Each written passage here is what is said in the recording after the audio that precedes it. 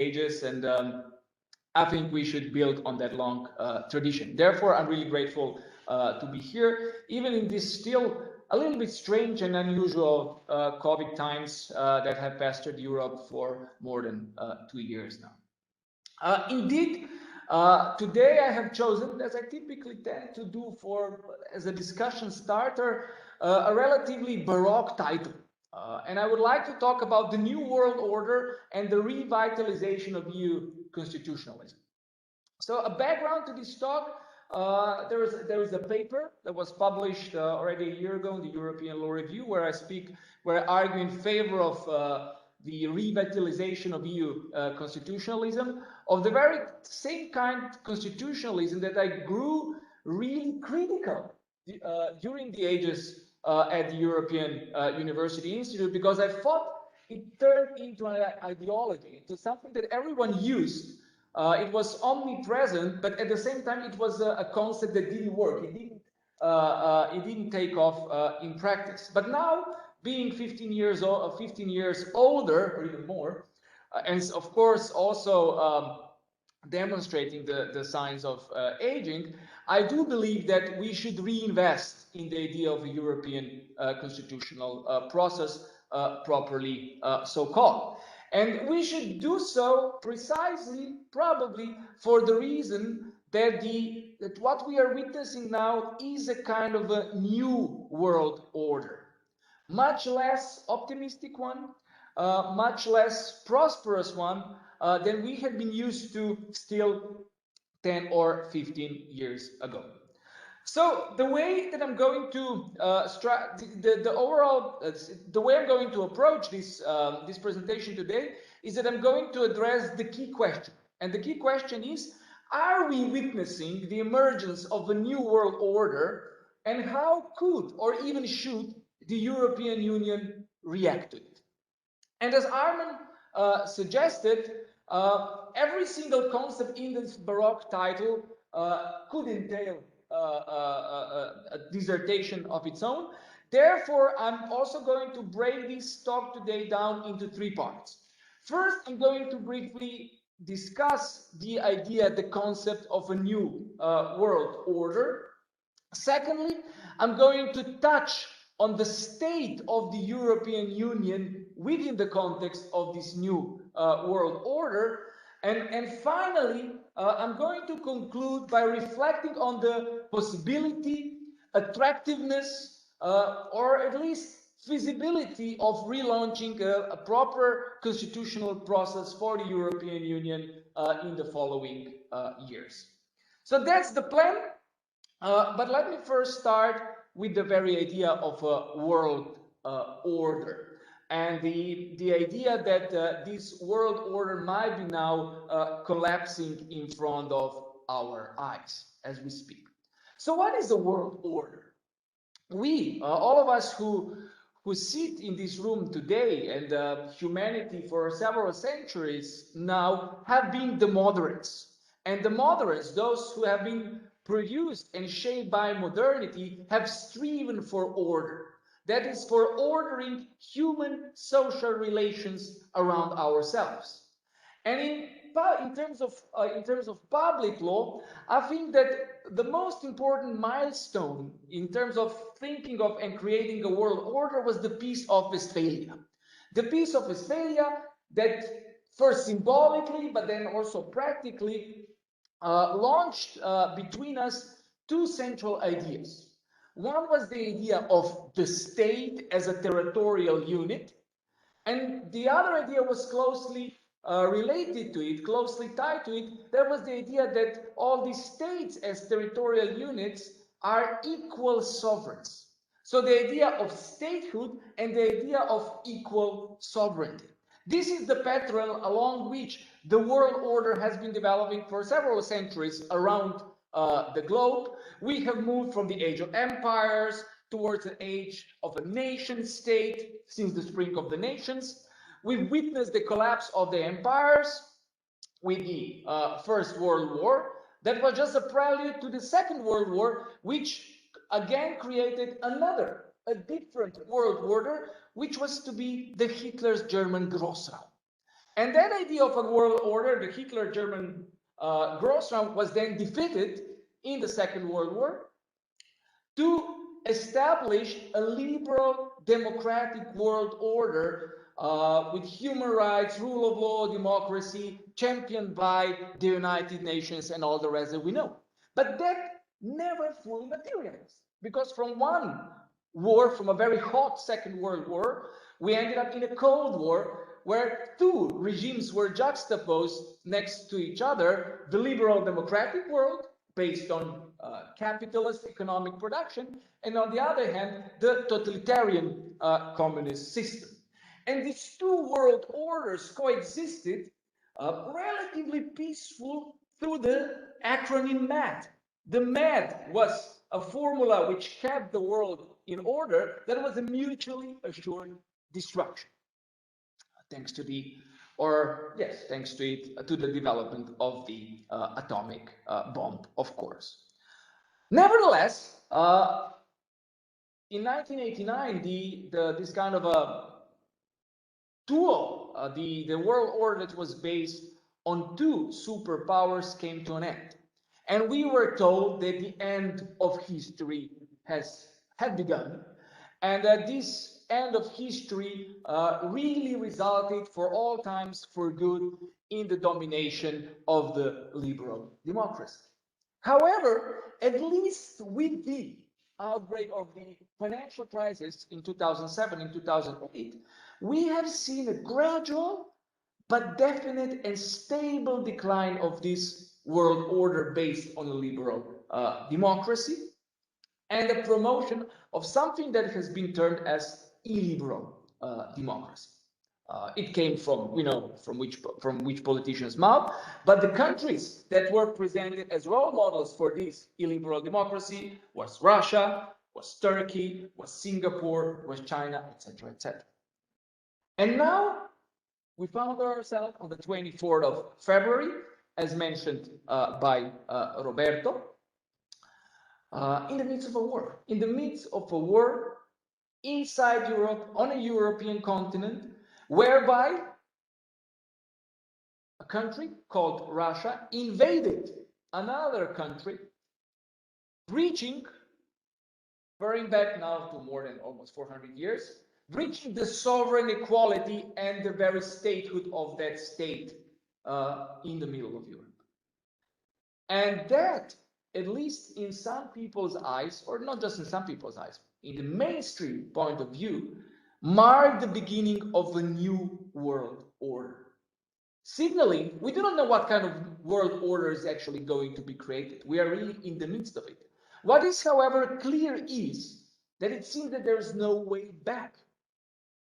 Or is there? Or maybe we are just recreating the old new world order, that we are moving back to the future, as it were, with the creation of a new Cold War scenario between liberal democracies and illiberal democracies, and this time around not just with Russia, but maybe also other powers that somebody else mentioned in his speech several years ago. So we find ourselves in a flux. And in this flux, in this context, it is also the European Union that is situated. And a lot is expected from the European Union, because European Union is supposed to be, after the Second World War, a herald of this new world order, which is now being attacked like several hundred kilometers away, but on the European Union's border.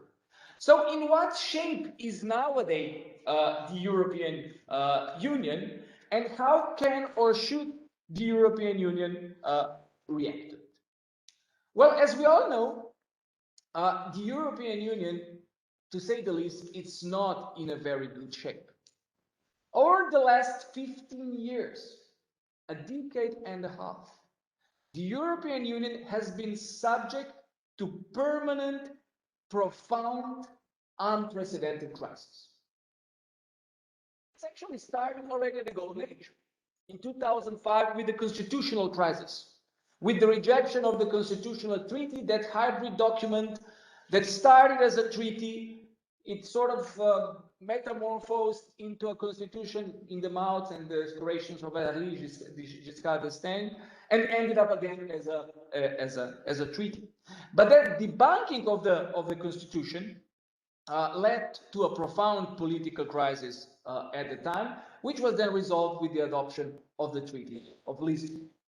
And as the sea ought to be already tranquil at the time, in 2008, a huge financial crisis came from the other side of the Atlantic. This financial crisis was translated in a crisis of a real sector. It sort of spilled over into an economic crisis. And the European Union was trying to resolve this on the ad hoc basis. And as it was resolving one crisis, another crisis struck. And another profound crisis was, of course, the crisis of migration, the humanitarian crisis, but also, and at the same time, a security crisis. And all of that shook the framework of the integration to the extent that we also witnessed a federal crisis. A federal crisis in a sense that in one member state, this commitment to the European common whole evaporated, as it were, and the Brits opted in favor of Brexit. On the top of it, there was a public health crisis, which is still not finished, and then the war in Ukraine started. And the war in Ukraine is paradigmatically, if you think about it, a crisis which has all these crises involved.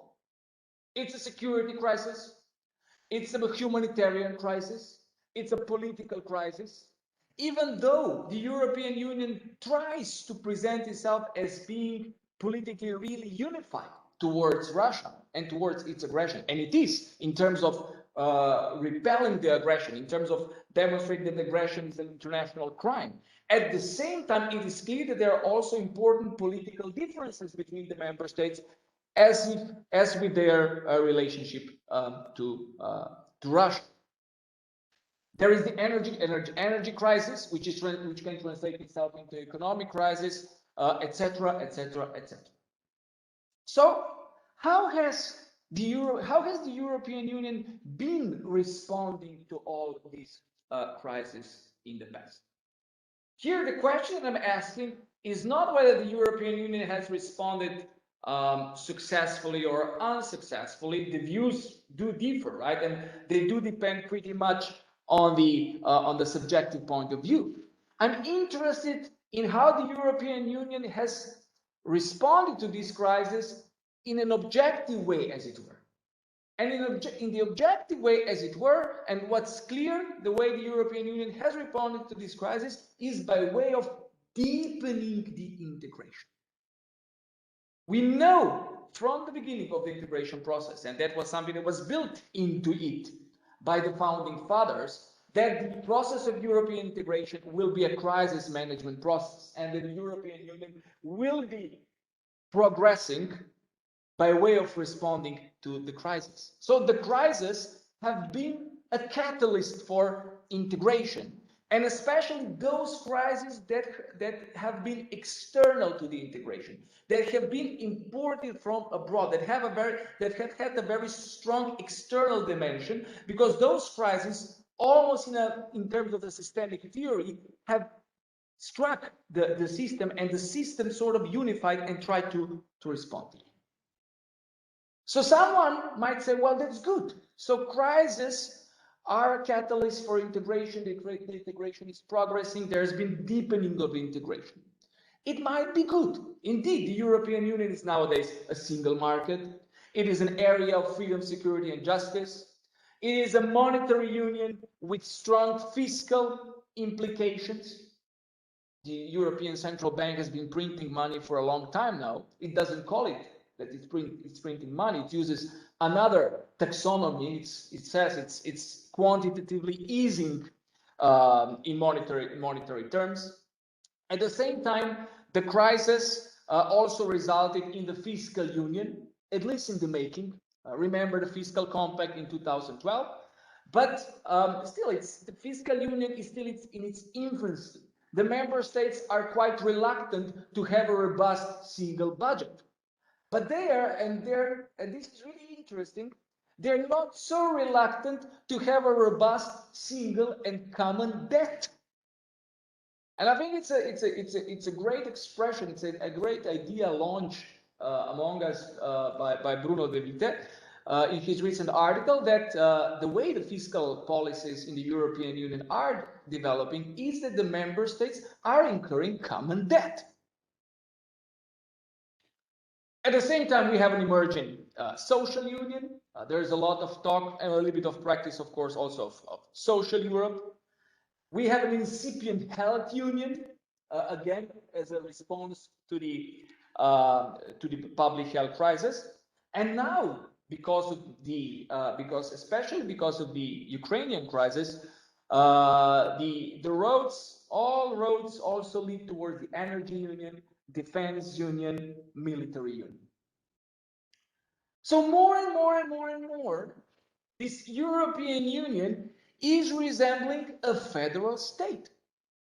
More and more and more, the competences that the European Union has incurred, the competences the European Union has accrued, resembling those that are typical of federal states.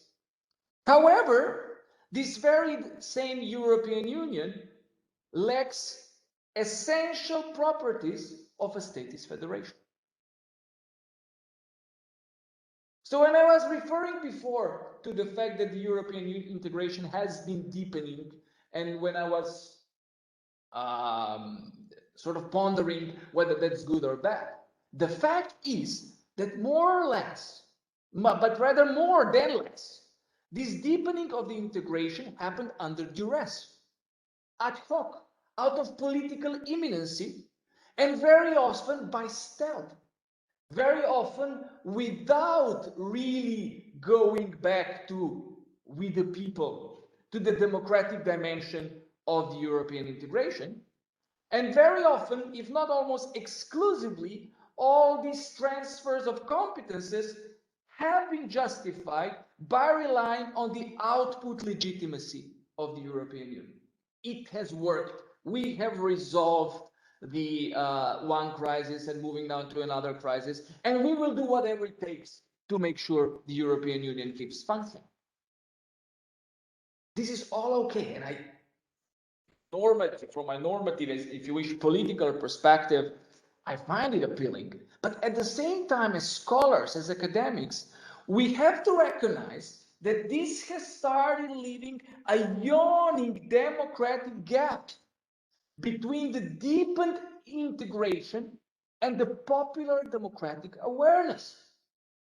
At the same time, and that is, here I rely a little bit on another paper that I also sent around, we have witnessed, paradoxically, the more integration we have, the more crumble the common value foundations.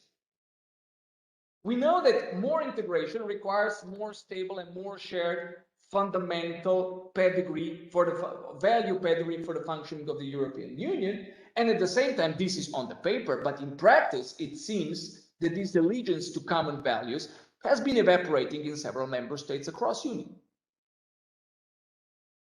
And finally, this deepening of the integration, quantitative easing, which has also, believe it or not, redistributive fiscal effects by way of the exercise of competences of the European Central Bank, has also left frictions in the EU legal order. Whatever you make of the wise decision of the German Constitutional Court, however you evaluate it, there is something to it in terms of putting the finger on the accountability of the European Central Bank in exercising its increasingly important and influential competences.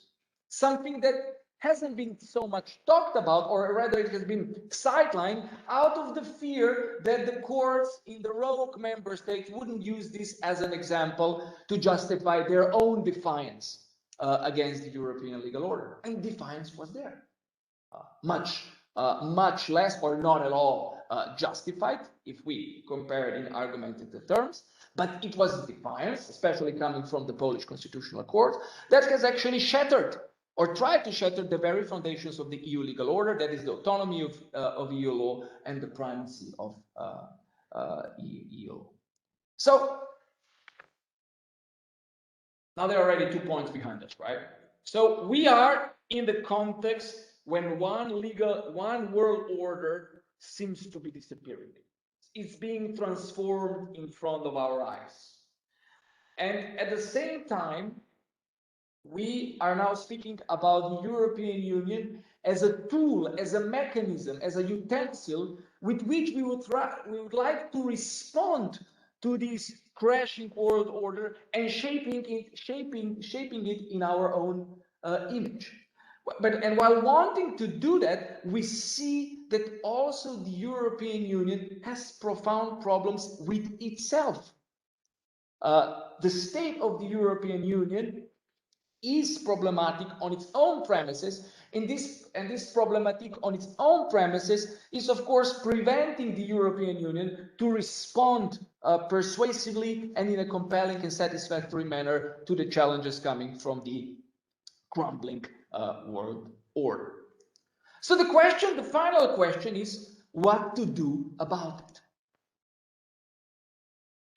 The problem is that because of all of this crisis in the last decade or so, we really haven't had proper time to stop, to pause, and to see the bigger picture.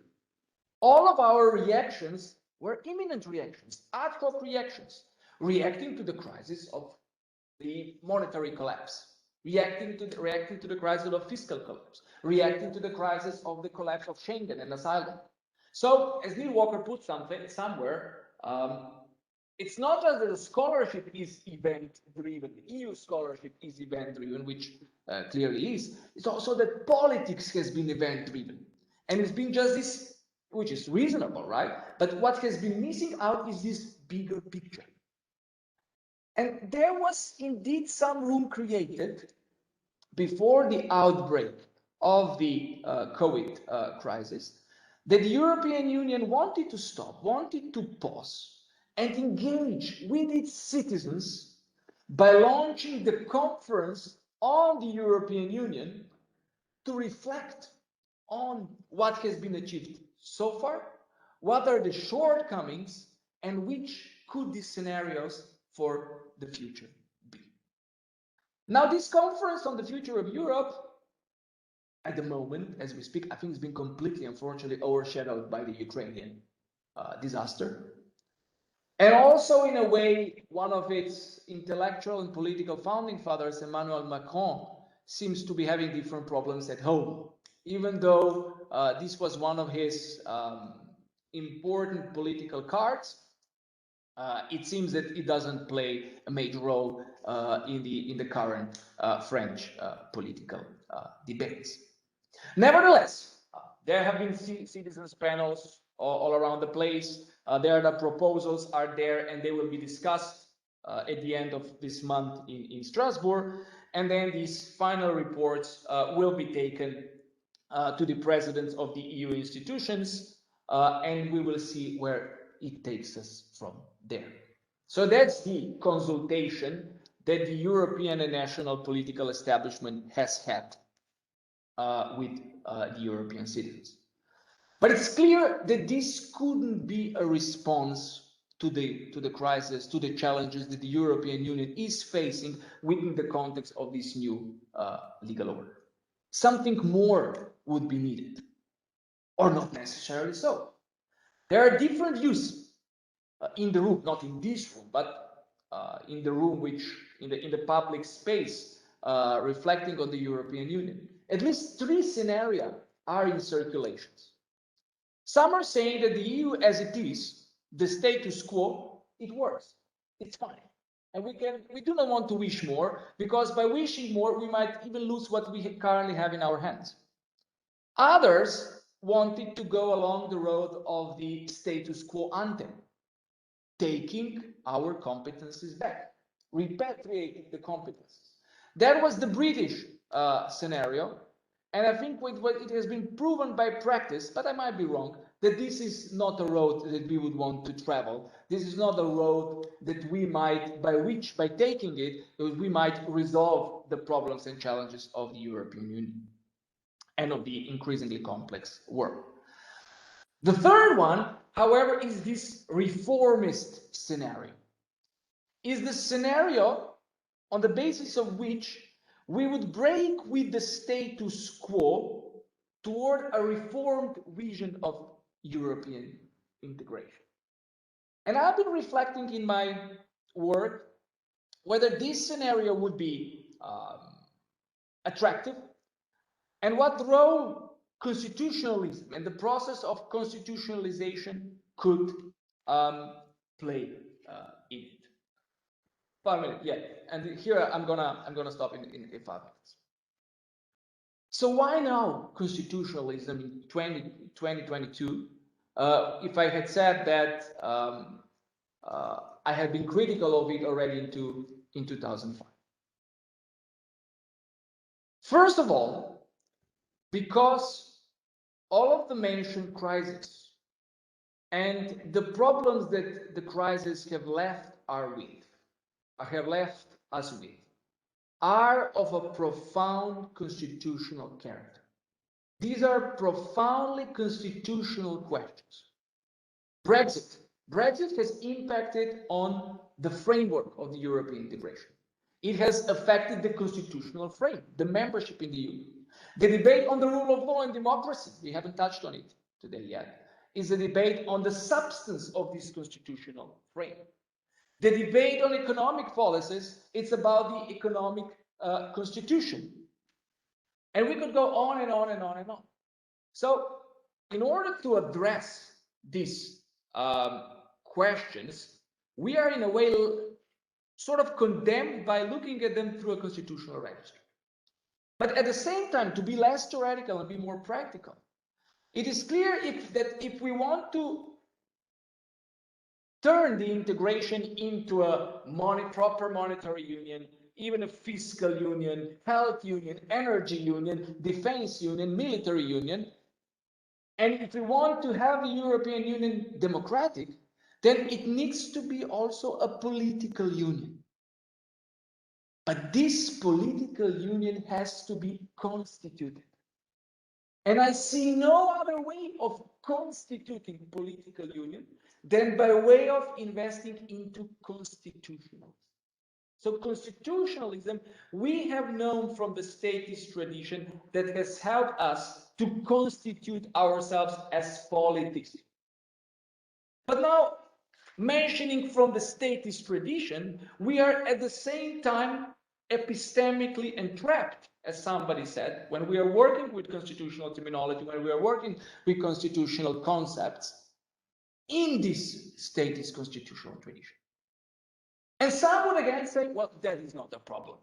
We should adopt the mimesis scenario. We should simply mimic what has already been achieved in the glorious tradition of state, simply turn the European integration into as the Germans have put it in their coalition agreement, into a federal statist republic. It's a federal statist European Union.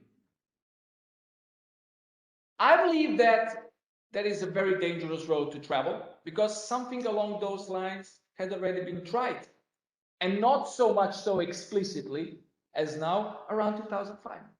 And that option was rejected. And was rejected because the democratic awareness, this capacity to think in democratic terms, in democratic political terms, is still pretty much preserved on the national level. So I do not see, objectively speaking, in the intersubjective terms, in terms of factual reality out there, a sufficient basis for launching the European constitutional process that would lead us to the European federal state. However, this doesn't prevent us to innovate, to constitutionally innovate, and to rely on certain properties of statist constitutionalism and translate them through a pluralist lens to the present European integration, to level up, to use Habermasian language now, to level up this national political democratic awareness from the national political democratic cradle all also, but not exclusively, right? But also to the supranational niveau, as it were. In that way, and by way of constitutionally engaging on the European level, we could indeed arrive at creating this pouvoir constituant mixed. That is, European citizens properly so called with a double democratic political allegiance. One at the national level, for those political purposes, for those competences that are still and will be carried out on the national level. And the other part that will be sort of legitimating in a democratic sense the competences that have traveled on the supranational level. And by way of doing that, by investing in this kind of a translated pluralist constitutional approach, resting on the pouvoir constituant mixed, which I think what is in the genus of the European citizenship, being complementary but not taken away from the national citizenship, we could be arriving indeed at the European Federation, but which wouldn't be a statist federation in the old mold, but something that the practice of European integration has invented or reinvented in the long tradition, in the long image of the old image of the federal tradition. Thank you very much.